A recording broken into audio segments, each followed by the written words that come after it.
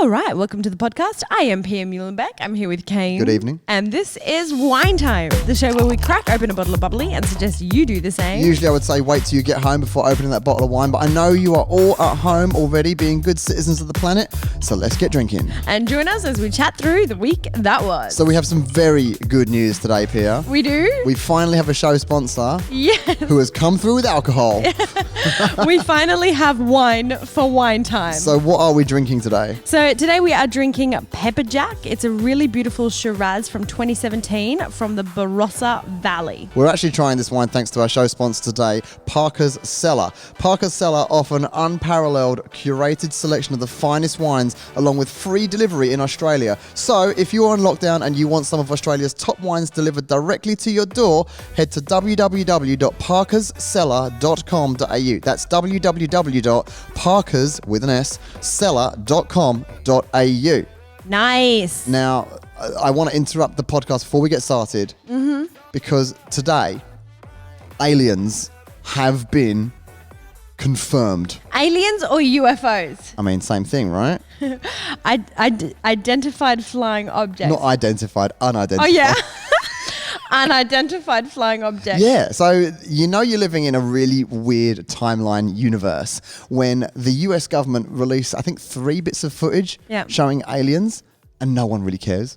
Yeah, Like, why? we've had such a crazy 2020 that the announcement of aliens coming to planet Earth is just not even important. We're just expecting this of 2020 at this point. Like, did it We're even- like, what? Yeah, okay, that's the next month's Like, thing we're dealing with. Did it even make the news?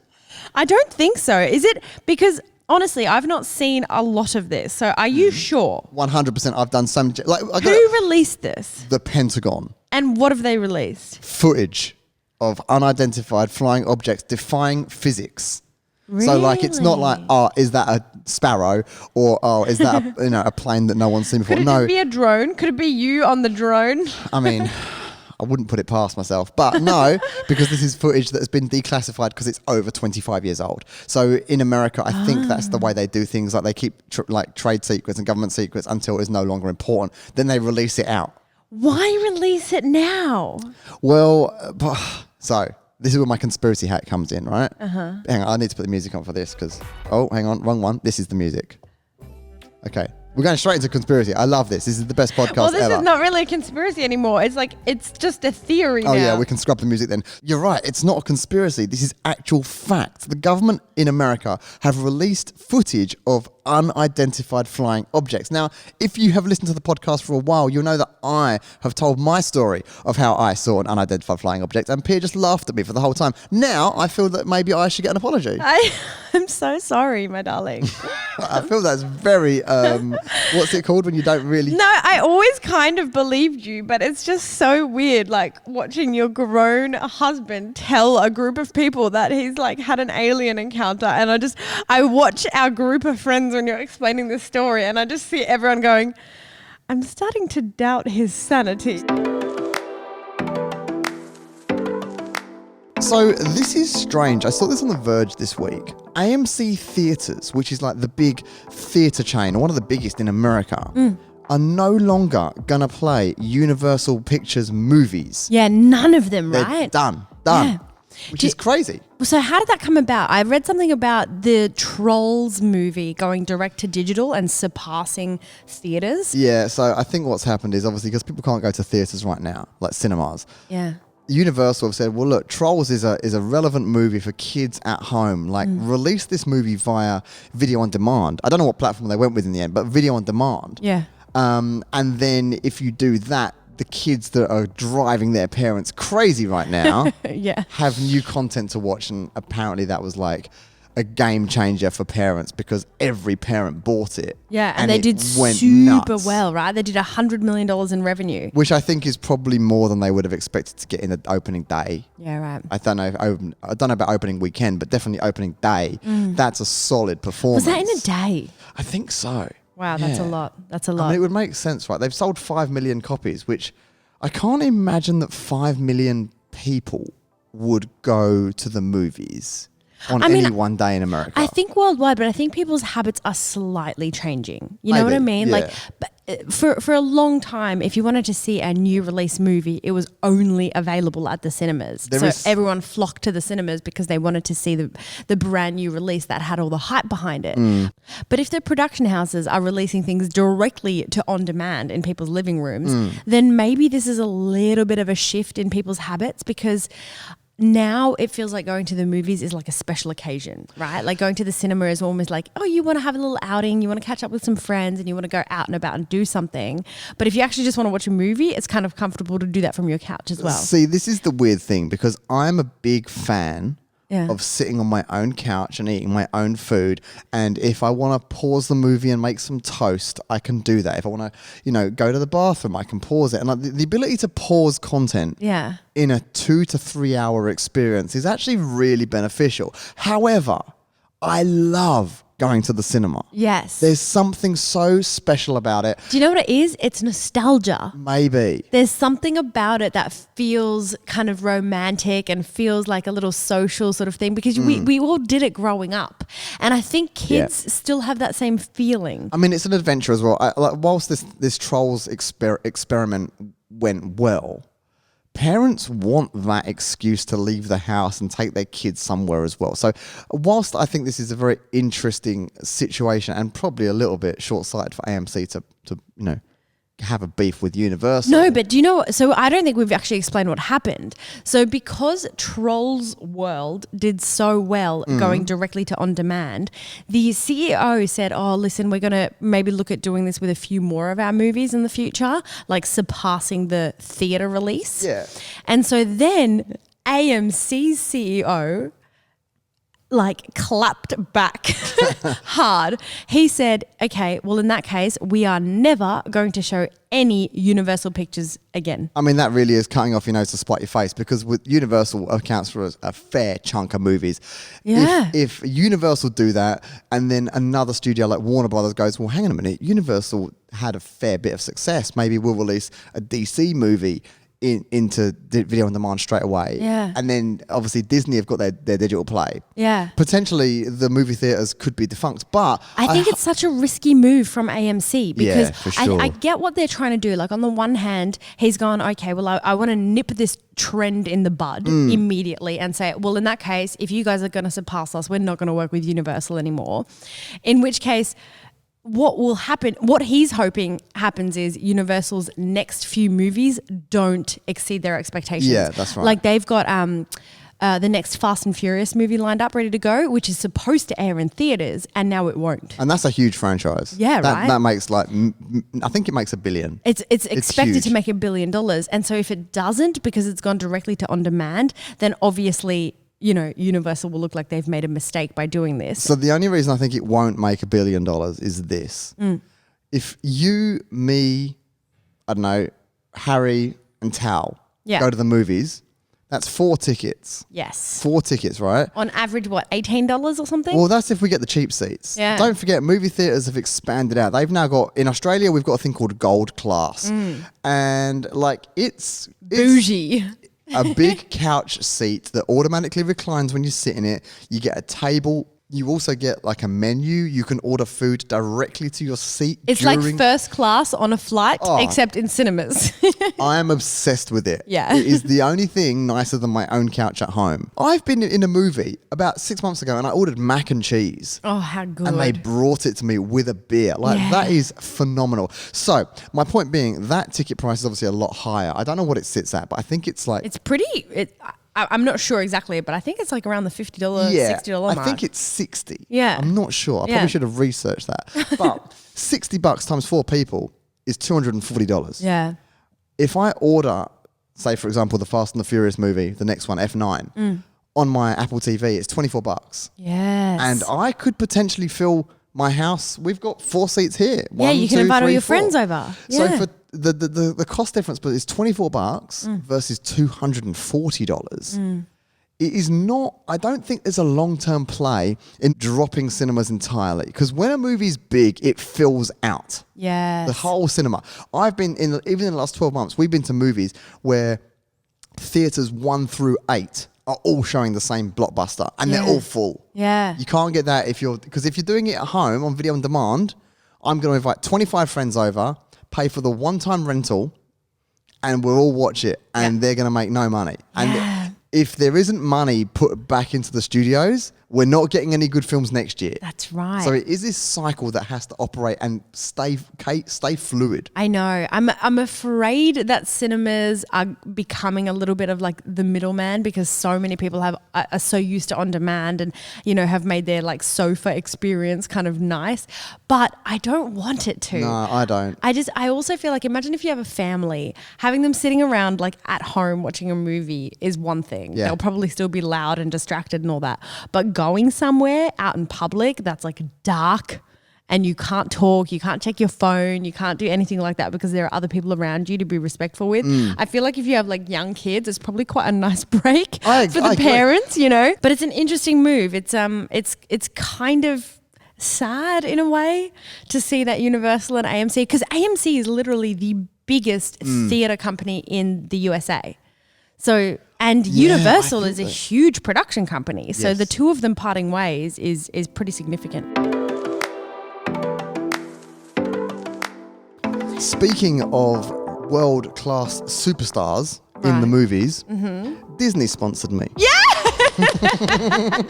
If you follow me on Instagram, you'll know that I have been sponsored by Disney. Yes. And I think it was the best Disney content I've ever created. Kane's been hinting for this in our vlogs, in our podcast, in all sorts of things. If you've like watched any of our recent content, and then they actually sponsored him. So if you haven't seen it, it was really quite cool. We did some magic. Yes, it was for May the 4th. Yes, that's right. Yeah, sorry. It was Disney, but it was also Disney-owned Star Wars. So it was a Star Wars job that I did on my Instagram. We did a little bit of cool editing to make it look like we had the Force, and I used magic to magic out some popcorn. And thank you guys. I don't know if you guys tagged me or if me tagging Disney incessantly got me the job, or maybe I've just got a really good manager. Probably the latter. All of the above. No, I reckon it's just Grace. Yeah, it's probably just Grace. Grace has probably been talking to them for like 3 years straight. You think it's all you? Like killing it? But we're going to blame the universe and say, thank you, universe. Yes. I'm now an official Disney... Partner. Well, let's not Ambassador. Face off. Definitely don't think I'm the face of Disney. But it was a great week. And in this downturn where we haven't had much work, you know, like no one has got a lot of work, it was really nice, really refreshing and very cool to work with Star Wars. So, also something we could do from home. So that's a big bonus. It's been a great week. I must admit, my favourite week of the year so far. It's crazy. In January, I was kind of freaking out, like early January, because there were memes going around on Twitter talking about World War III coming. And I was like, oh no, I hope there isn't World War III coming. And then that turned out to be literally the smallest problem of 2020. Yeah, I know. It just keeps going. It seems so weirdly apocalyptic right now. So do you remember in December when I got super, super sick? Yes. Like we're talking to the level where, I don't know if you saw my Instagram, I actually had to call the ambulance, or Pia called the ambulance. I got put on an IV. I was really, really bad. With gastro. Well, we thought it was gastro. We're not sure. Now they're saying that there are random cases of the coronavirus that have popped up as early as October overseas. So this whole thing that coronavirus came out like mid-December in China is maybe a little bit untrue. Maybe it came out a bit earlier because they've got cases in Italy and New York that were like late December. And just no one knew about it. I was so sick in December that I couldn't get to like Pia's family Christmas. And we've done that every year for 10 years. And I was so ill. We had to call the ambulance. They came over. They looked after me. Pia then jetted off to go to her... Don't make me sound like a bad wife. I was here the whole time, just for like a few hours. I was gone. No. I'm not saying it's bad. Pia left me alone. See ya. Good luck. It's been real. Pia was like, well, if he's going to go, I'm going to Christmas. No, Pia went to her family's, which I asked her to because I didn't want to be the bad husband that kind of stopped her seeing her family for the year. And I was so sick for like 7 days after that. She came back the same day, by the way. Like didn't. She's looking at me like, you're making me look like a bad person. I literally nursed him for like 8 days straight, and I was gone for like 10 hours maybe, while he was in a very stable and fine condition. He may have just been throwing up a little bit. I mean, a lot. I think I need to get one of those antibody tests so I can see if I've had the coronavirus and if I'm immune.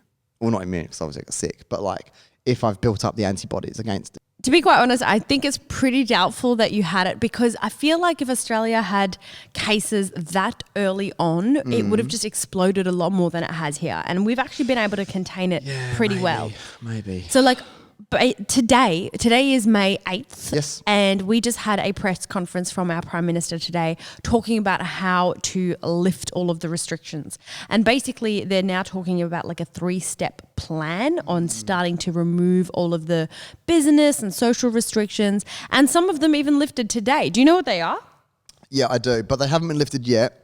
They've been announced that this is the phase 1. It is down to each state. Similar to America. Oh, I see. The Prime Minister can say something, but it is down to each state to make those decisions. So, for example, in the north of Australia, Northern Territory, I think they've had like less than double digits of cases. Yeah. So, of course, it's ridiculous to tell them to stay at home because they're so isolated. It's such a crazy country, Australia. Like, it really is like you see in the movies. In some places, in NT, which is the Northern Territory, of course you can't say to everyone stay at home when 3 people got sick or something. And also, like, you're causing more harm to everybody by closing their businesses, you know, getting rid of everyone's income, that sort of thing. Like, people need their livelihoods, people need the economy to open. So if there's no serious health risk, there's no reason to stay on lockdown. Yeah, so basically in the same way that in a kind of a staged approach, Australia shut down, and I think a lot of countries did it in the same staged way. Yeah. We're now opening up in the same way. So step 1, I think we're allowed to gather in groups of up to 10 now. Is that now? Well, not officially. That is the recommendation. The recommendation. But again, we have to wait probably till Monday for our state to make that announcement. But that's what's going to happen.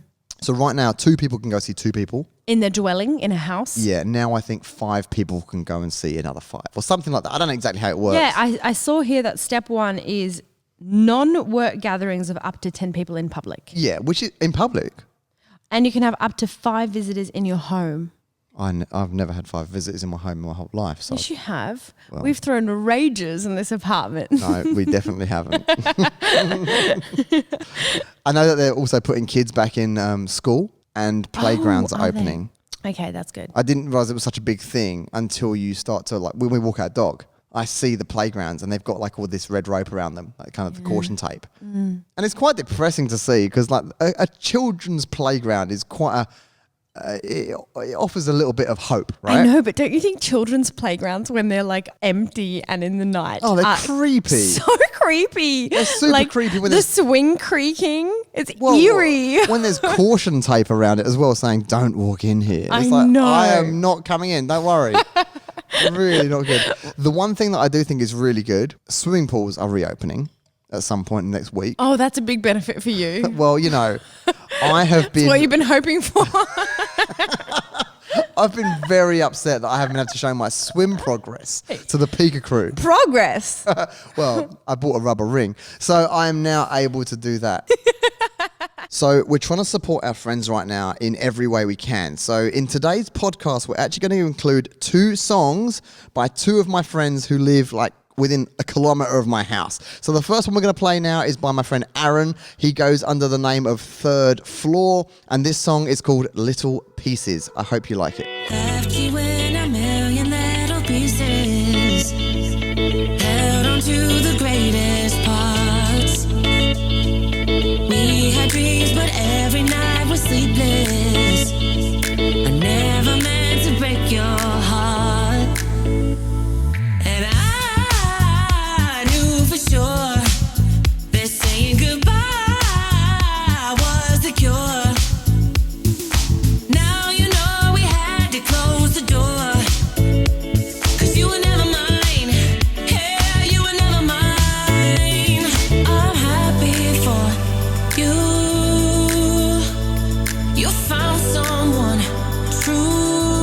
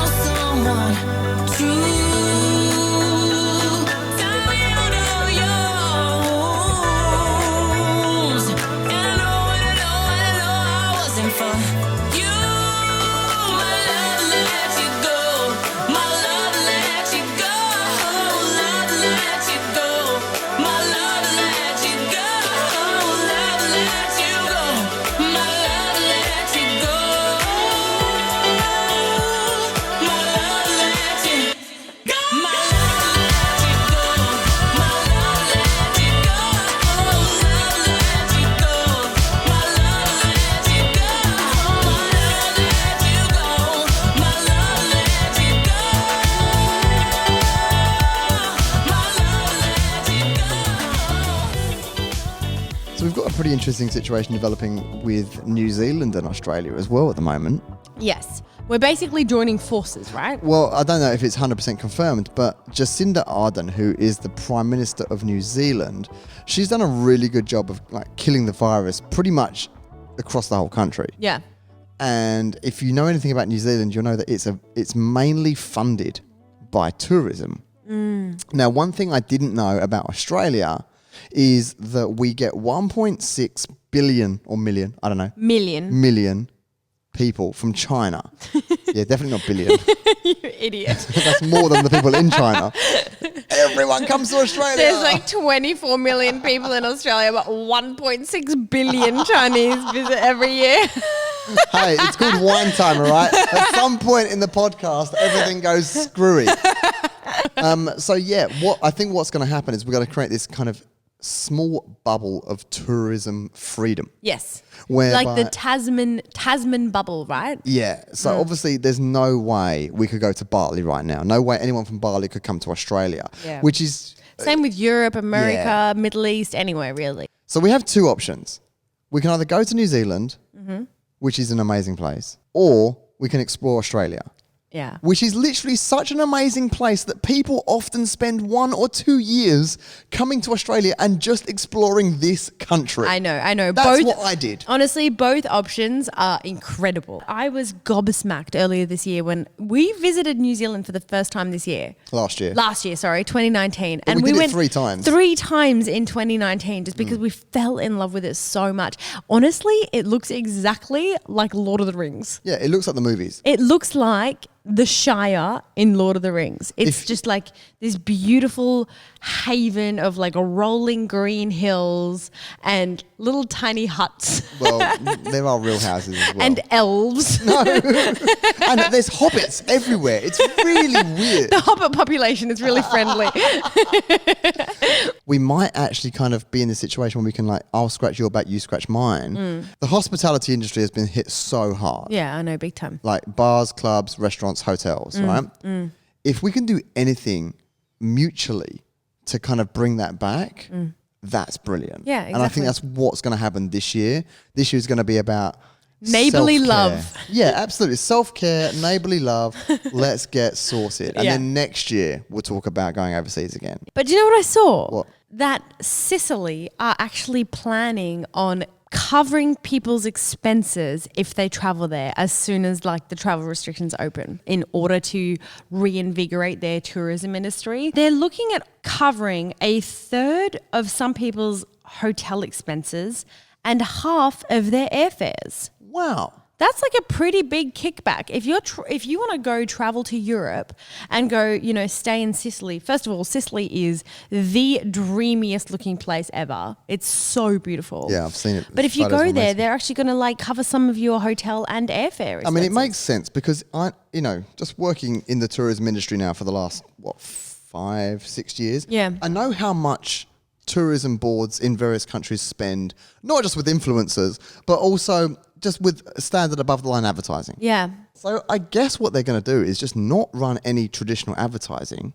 and just say, hey, look, if you want to come, we'll cover half your cost. Oh my gosh, you're totally right. Because you know what? They'll get so many articles written about this. Exactly. They'll get free the media marketing. coverage Yeah. anyway. They'll get media coverage for free. Yeah, because I'm looking at an article that says Sicily to pay for people to holiday there in a post-COVID world. And let me tell they're you, not actually paying you; they're just covering some of your expenses. Well- but like, if that's the spin that they're Yeah. taking for their their little media coverage, Yeah. they're going to get so many articles, and everyone's going to flock there. It's absolutely brilliant. It's and genius. Also, the other thing is, if any country said that they wanted to pay, in inverted commas, pay me, but cover my costs to go on a holiday, yeah, I am going to post about that like crazy. absolutely. If you got to think. I mean, we're talking about it now. Yeah, and we're not even going to Sicily. No, we just saw an article about it, but it's an interesting and very cool, way to use their budget. They've got a tourism budget. How are they going to reinvigorate their tourism industry? All right, we'll just cover some of your expenses. Let's go. You've got to think, right, with these sort of things, it's all about cost of customer acquisition. Yes. So if the cost, and like with a car insurance company, for example, the cost of custom acquisition is super high. It's a lot of money to convince a random person to look at this destination, then decide to spend $5,000 to $10,000 going there. Yeah. Right? It's expensive. And there's a lot of competition. There are so many beautiful Absolutely. places. And, if you think Sicily is beautiful, well, hang on a minute, Ibiza's cheaper. Maybe I go to Ibiza instead, or Mykonos or Positano. So for them to cover this cost, this is going to bring them so much business. I think it's great. I think it's really genius. What we're trying to do is work out with Australia specifically how we can do the biggest road trip ever. We've got a group of influencers who are typically travel influencers at heart. And we've got this route planned, and we're just trying to finalize a few bits with a few tourism boards, and then we're going to go on the biggest adventure ever. Yeah, we just have to wait for the state borders to open up because we're obviously going to cross states. I don't think that'll be before July, August. But we've spoken about this a few times, especially after the bushfires that happened in Australia earlier this year. And like, to be quite honest, I don't think Kane and I have actually explored where we live enough. Like, we always tend to, in the winter here, go and do Europe and summer and stuff like that. We kind of chase the sun a little bit. But I think this year is the time to really just travel locally, explore this incredible country, and probably hop over to New Zealand as well. Yeah. But we have so many cool things planned, and we're going to go visit a whole bunch of other creators and stuff along the way. So it's going to be, I don't know, I think it's going to be really cool. I think it's going to be great. It's going to definitely be the sort of experience that I've never had. Yeah, and I think it's going to be nice because a lot of people from outside of Australia are going to want to follow along this journey. Yeah. I'm viewing it as an initiative, like a kind of getting Australia going, really exploring full living environments and experiences, or gag reflex for short. No, we are not using an acronym. Wait, what did you write? Getting Australia going, really exploring full living environments and experience? Or gag reflex. You just had to knock the E off experiences. Yeah. I had to make it work. Experiences. I think it was good. You can't call this gag reflex. All right, well, we can shorten it to just getting Australia going, or gag. No, we are not doing that. So it is normally time for question time right now, but somebody forgot to ask anyone questions. Oh yeah, that was me. Sorry. So we just quickly paused the podcast for 2 seconds and did a quick story on my Instagram, and questions are already rolling in. So thank goodness we have some questions. We do. So the first question that came in, which I'm going to read you now, says, how is your house hunting going? We found 2 places that we absolutely love. No, we found like 15 places that I love. Pia has found 2 that reach her standard. Well, it's got to be aesthetically pleasing, babe. So we're still on the hunt. We will update you guys on the vlog as well, just to make sure you're all across it. But yeah, unfortunately, we've been unsuccessful at the moment. Yeah. There hasn't really been anything that has ticked all the boxes. Do you know the other place that really blew my mind? Sweden. Yeah, I love Sweden. Sweden Big was fan. so awesome. Yeah. Kane and I went on a trip to Sweden a couple of years ago, like 3 years ago Yeah, now or 3, something. 4 years And ago. we had such a great time there. And I don't know, I just didn't really think of it that much. Like I didn't know what to expect, but the amount I loved it definitely exceeded what my expectations were. You know what made it really good? We were with Marta, Yeah. who still to this day is one of our best friends. Yeah. They organized all these really fun things for us to do. Like we went to like this party that was like under a bridge. Yeah, Do you remember that like club that was like Oh under my this goodness. bridge, and it was like every room had a different vibe. So and apparently a different... that is a thing in Sweden they do. So it was a bridge under a freeway, Yeah. and they've built this kind of, it almost looks like a shelter, Yeah, it was like a huge venue. but it's a club. Yeah. Like, and everyone, it's where the cool kids go. And I must admit, I thought that was the coolest thing I've ever done in my whole life. But it was such a crazy experience because you would walk from one room to the next, and in one room it'd be like R&B, and the next one would be like deep house. So you could like choose your own adventure in this one venue. It was really, really cool. When I came to Australia as a creative director, graphic designer, I actually had to apply for my visa as a painter. Okay, how'd you do that? Well, I got my mum to get some pictures of the paintings that I did when I was at school. You can't kick me out now because I'm here and I've got it. But that's how I did it. With your like high school pictures. The photos of the paintings that I showed to my visa agent were when I was like 11. And I moved into Australia in my 20s. All right, the second song we're going to play in this podcast is by Harry. If you follow us on YouTube, you would have seen him in the last vlog, I think. This song is called Harriet Tubman.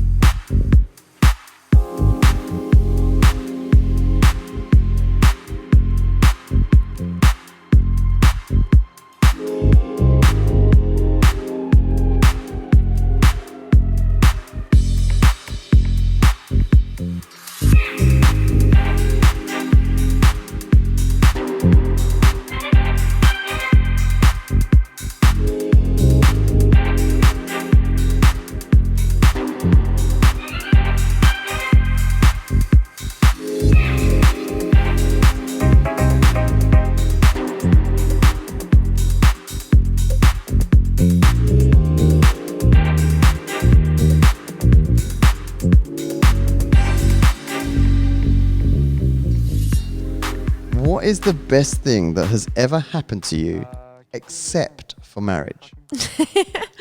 I know this answer. Do you? Yeah. Okay, lots of good things have happened to us. But I would probably say that one of the best things that ever happened to us was us adopting our dog, Muesli. Yes. I don't know why, but we're in such a little love bubble right now because we're at home all the time and we're just like loving our little family. But she is just the most amazing little thing. And I don't know. I think it's our dog. I think that people that don't have a dog in their family think we're mental.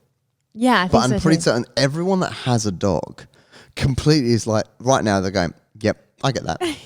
I get that. It's just unconditional love and it goes both ways. And they have such characters. I never knew until I had a dog how much personality and character like little animals have. It's amazing, isn't it? It's so crazy. And my whole attitude towards like every animal species is just so warm now because I know exactly what they're feeling. And I don't know. It's going to be our dog. Oh, time is up, and that's where we're going to end today's episode of Wine Time. If you enjoyed this podcast, please make sure you're subscribed and have hit that 5-star rating on this episode. Every little bit helps, so we really appreciate that. If you fancy keeping up with our antics outside of this podcast, you can always follow us on Instagram. The links are in this description, or you can check out our YouTube channel where we post at least 2 videos a week. If you'd like to check out our website, which has heaps of posts as well as all our photo and video presets, head over to kaneandpia.com. That's www.kaneandpia.com. Thanks so much for listening, and we'll see you in the next one.